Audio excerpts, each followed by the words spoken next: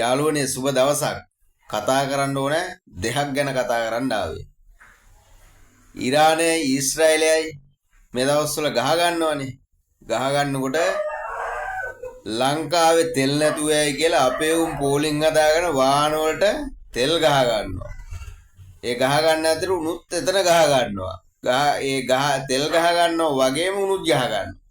ඊට පස්සේ උන් බූලි වලටත් ගහ ගන්නවා.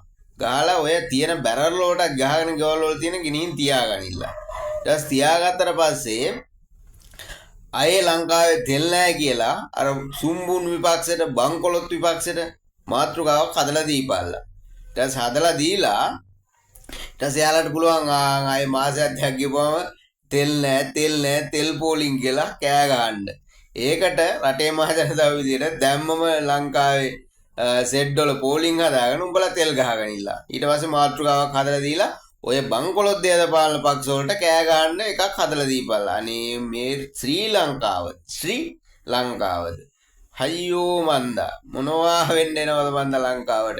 අනේ හිතලා බලලා වැඩක් කරපළා. හිතලා බලලා තේරුමක් ඇතුව වැඩක් කරපළා. හරි.